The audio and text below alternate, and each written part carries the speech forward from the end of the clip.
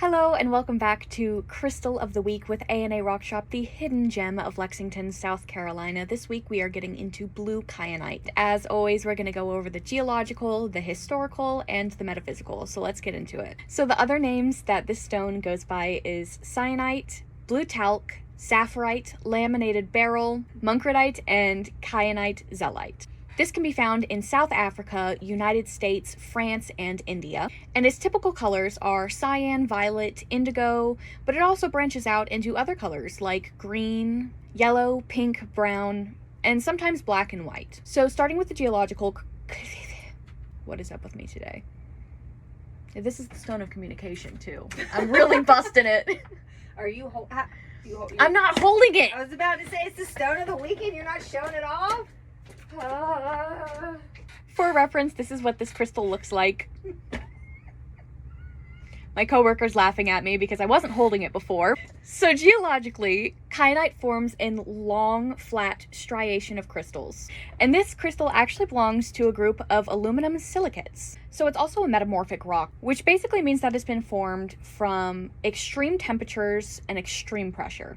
Generally, it contains other minerals with it, so like iron, corundum, calcium, and magnesium, corundum being the one that indicates the color here.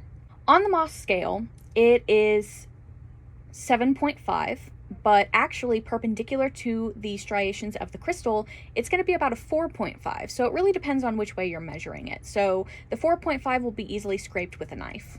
Historically, this is believed to be the crystal that made up the sword of Archangel Michael.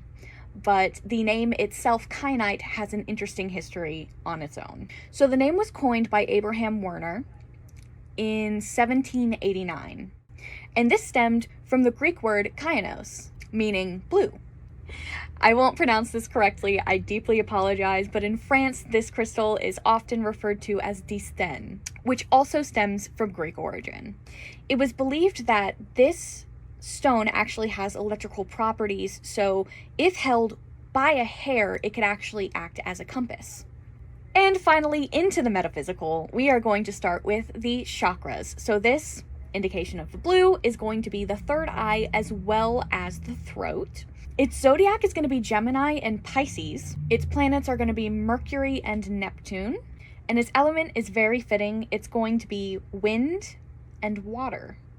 Getting into the metaphysical of this stone, it is very much the epitome of tranquility and communication, which is why I was stumbling so much before I was holding it, I guess. So this stone does wonders for self-expression and communication. This will happen in a way that flows like water and carries like wind. And this stone has a similar energy to a maternal reassurance that brings your inner light and truth to the surface, and to say with confidence that you deserve to be heard.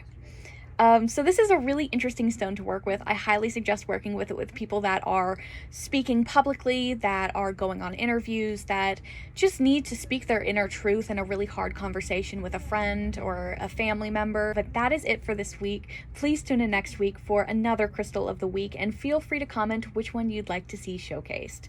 Thank you again, and see you next time.